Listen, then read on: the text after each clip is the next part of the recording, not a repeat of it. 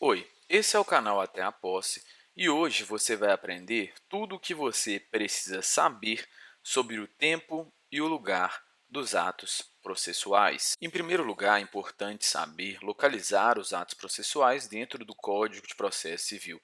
Eles estão ali no livro 4, também chamado dos atos processuais, mais precisamente no título 1, que vai descrever a forma, o tempo e o lugar dos atos processuais. No capítulo 2, vamos tratar exatamente sobre o tempo e o lugar, mais precisamente dos artigos 212 a 217. Em qualquer assunto do Código de Processo Civil ou do direito, é importante que a gente saiba responder algumas perguntas básicas, afinal de contas, as perguntas que vão ser cobradas na nossa prova.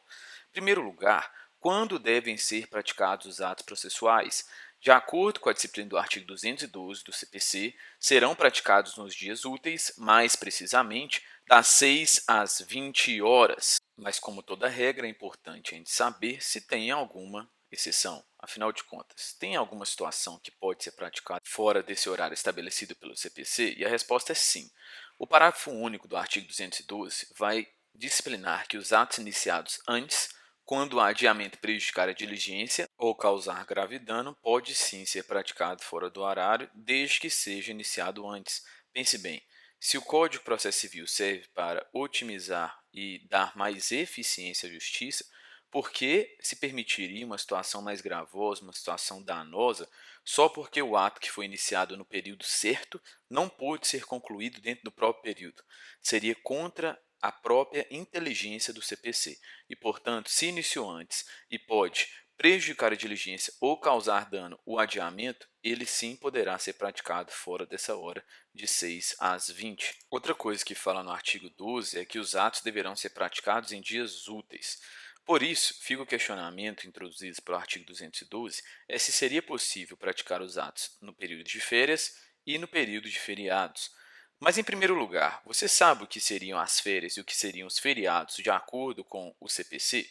As férias, tradicionalmente, é aquele período de recesso forense que compreende as datas de 20 de dezembro a 6 de janeiro, via de regra, podendo ter variações de acordo com o ano. E o que seriam os feriados?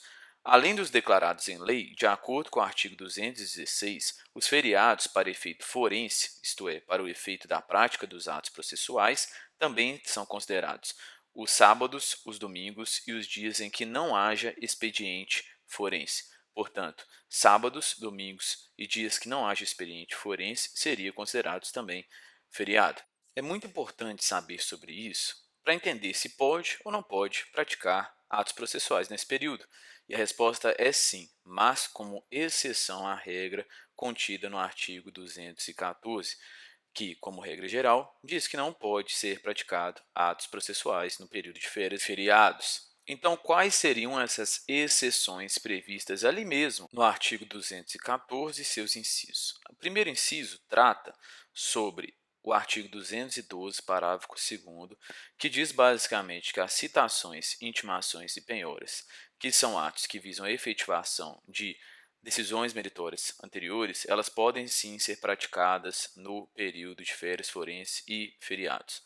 Além disso, no inciso 2º, diz sobre a tutela de urgência, que por ser urgente também poderá ser praticada.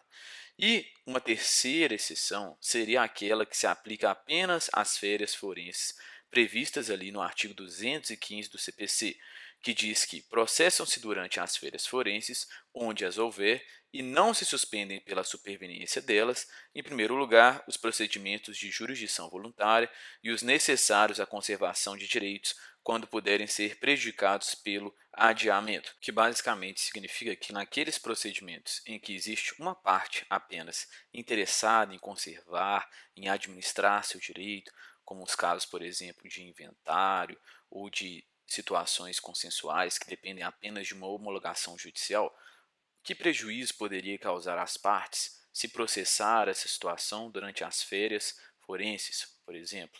Então, nesse caso, esse procedimento não será suspenso, justamente porque não poderia prejudicar uma das partes. Lembrando que também é comum que advogados tirem esse período para férias, uma vez que os prazos processuais ficam suspensos do período de 20 de dezembro a 20 de janeiro. Portanto, poderia haver um prejuízo para a defesa de uma das partes, uma parte específica em relação à outra, o que justifica o não adiamento de um ato que é possível de ser realizado. Portanto, novamente frisando, procedimentos de jurisdição voluntária e os necessários à conservação de direitos quando puderem ser prejudicados pelo adiamento. Em segundo lugar, exceção também apenas às férias forenses previstas no artigo 215, temos a ação de alimentos e os processos de nomeação ou remoção de tutor e curador. Observe que, sempre quando o CPC trata de menores e interesses de menores envolvidos, é um tema supersensível que vai merecer uma tratativa diferenciada. Então, imagina que aquele processo que envolve o menor e os alimentos que são necessários à manutenção da vida daquele menor, assim como a nomeação ou remoção de tutor e curador, que são super importantes na vida daquele menor, pudessem ser suspensos e aguardassem as férias forenses. Seria algo que certamente poderia causar algum prejuízo àquele menor e, portanto, processam-se durante as férias forenses esses processos que envolvem ação de alimentos e ações de nomeação e remoção de tutor e de curador, por exemplo. E em terceiro lugar, como de praxe no CPC, temos os processos que a lei determinar. Então sempre lembre disso que, geralmente, quando você não souber de uma exceção, provavelmente você pode falar exceções que são previstas em lei, porque sempre a lei se reserva o direito de atribuir novas exceções. Por fim, ainda falando sobre os atos processuais quanto ao tempo, é importante fazer a distinção, principalmente, entre os atos eletrônicos e os autos físicos, até mesmo porque é uma novidade trazida, sobretudo, pelo CPC de 2015, a prática e a disciplina mais exaustiva de atos eletrônicos, isto é, foi disciplinado de forma mais exaustiva, de forma que, atualmente, existe na maioria dos tribunais uma transição de autos físicos para autos eletrônicos e autos digitalizados. Portanto, considerando que ainda existem autos físicos, primeiro vamos trabalhar com eles porque é mais complexo. Em primeiro lugar, é importante salientar que o parágrafo 3º do artigo 216 diz que, quando o ato tiver de ser praticado por meio de petição em autos não eletrônicos, ou seja, o eletrônico já é regra, se tiver que praticar num físico, essa deverá ser protocolada no horário de funcionamento do fórum ou do tribunal, conforme disposto na Lei de Organização Judiciária Local.